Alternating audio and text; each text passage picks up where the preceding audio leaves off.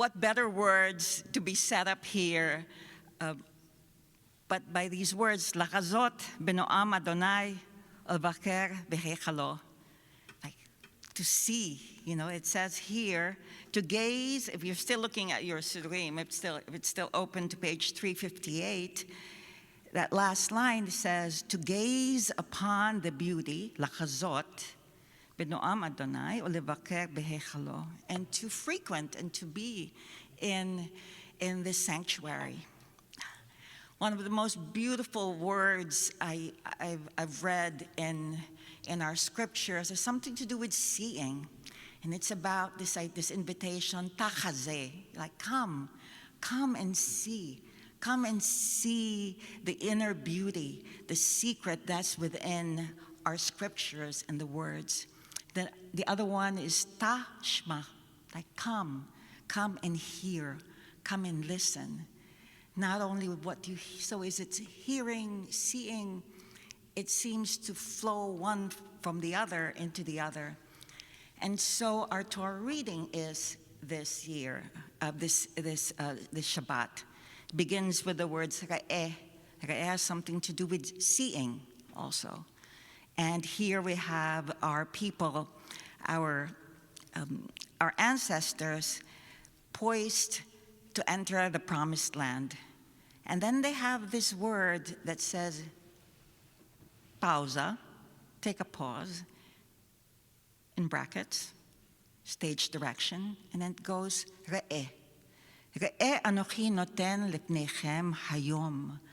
Today, this day, see, I set before you, like these two candles I see in front of me. If you imagine these as mountains, even, it says here, to set before you blessing, and on the other side, what I would call warning. But when you look at our scriptures, sometimes you see the word curse. Or I would say, a admonition. A friend yesterday said, una advertencia. Una advertencia, it's like like watch before you leap. And then it's followed by, after you watch and use your eyes to see what's been set before you, listen. Asher tishme'u, that which you hear, following the commands of the Lord, your God, that I enjoin upon you this day. And if you don't do this, what will befall you is you will have warnings. Stuff will happen. There will be results that might not be to your liking. Cause and effect, we say. But the word re'eh also is accompanied by a grander word. It's not like just stop, look, and listen. So it says, on the signs on the street, but it comes with this word, grand word, anochi. I who's asking you to stop and to look is anochi, the eternal, that which we would call the eternal God, the divine. This is then about stop so you can see, take a pause, and use divine visioning about the present as we enter into a promised land. And there will be tension between the moment of now and what's about to happen. We don't know what's going to happen on the other side. Now, in the Middle Ages, a physician, also a rabbi, all the things that we may and may not do, can do. You may be a rabbi, you may also be a physician. In the Middle Ages, the Rambam designed his own Mishneh Torah. Yes, you can attempt to take on some of the biggest scriptures, and he looked upon this particular teaching of wait, watch, what's set before you, as an invitation for us to consider free will.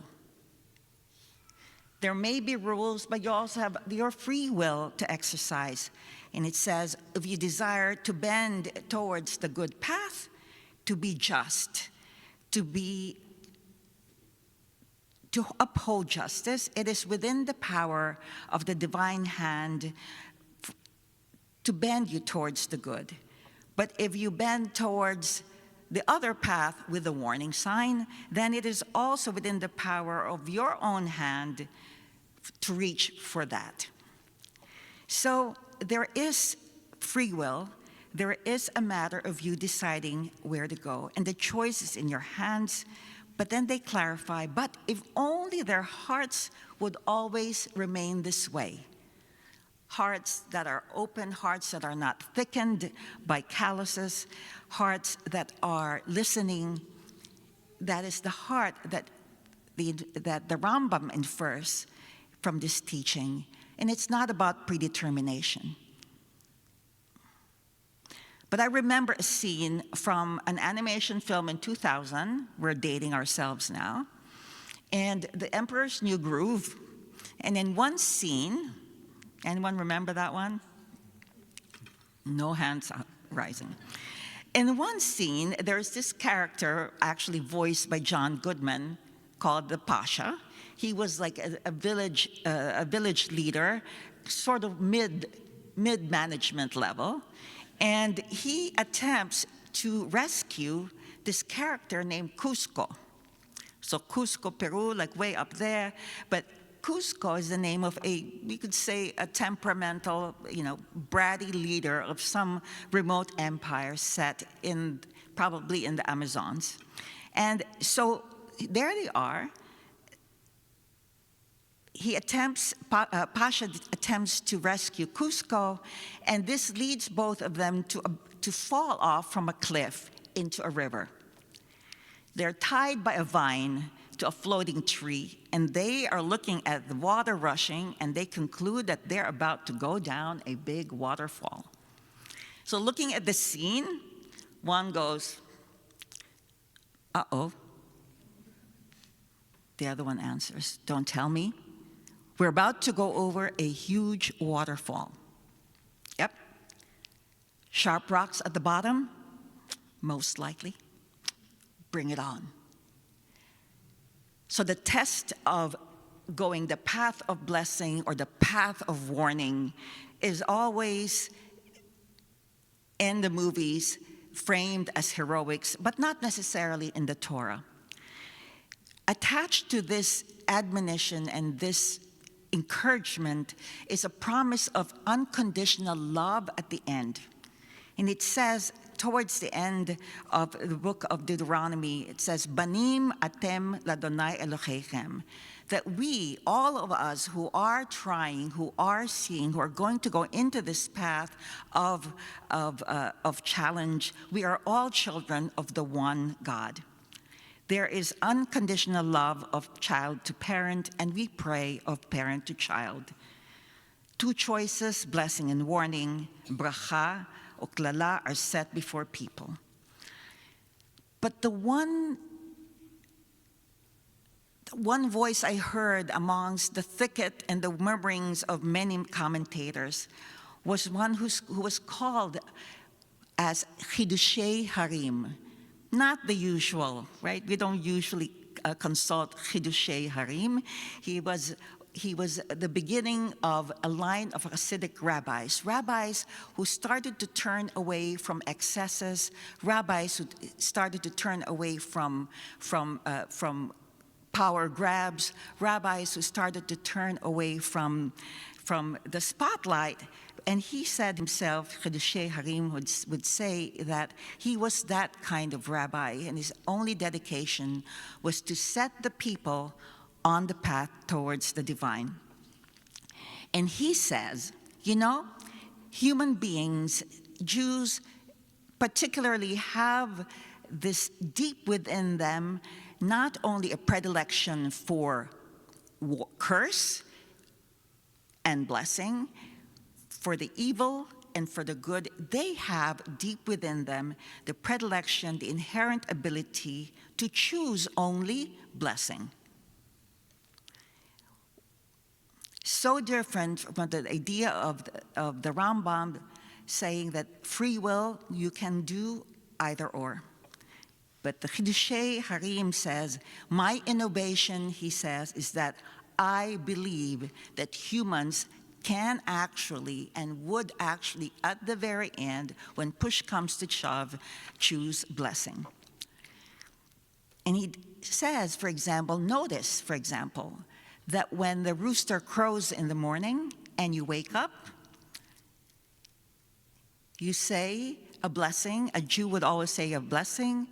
Baruch atah Adonai Eloheinu melech haolam, asher natan l'sechvi bina le'avchin bein yom u'bein laila. If the rooster can distinguish between the separation of night and its flowing into day, then so can human being. I may be like a rooster. May I be like a rooster so. The accolades to the rooster who distinguishes between night and day, who crows only at the break of dawn, and then our Bob Dylan would say, look out your window instead, I'll be gone. Instead of saying those words, you say the blessing in the morning that yes, don't think twice, it's all right. But then he continues that Chidushei Harim continues that one can uphold this light of blessing because my candle, with a capital M, the Torah is in your hands. So if the divine has a candle, it is in your hands. And whose hands are holding you, the holder of the candle? We are being held by the divine. So again, I come back to the very beginning when I said some of my words, my favorite words are these words, Lachazot benoam Adonai, like to gaze upon the beauty of the divine. And when you ask me what is that, is for me to simply look out and look at all of you. They say, what is the privilege of someone who is here on the Bima?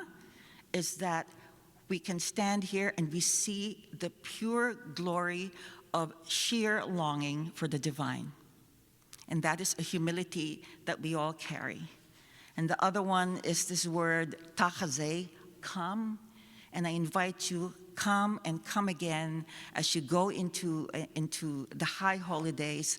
Come and see, be patient and see the beauty that you can take out of a word, a melody, a teaching, an example of a teacher, an example of a student, an example of somebody that works in this temple, Emanu-El, and be lit up and be ready for the days of awe to come. Thank you very much, and it is such a pleasure to be in this community. Shabbat Shalom.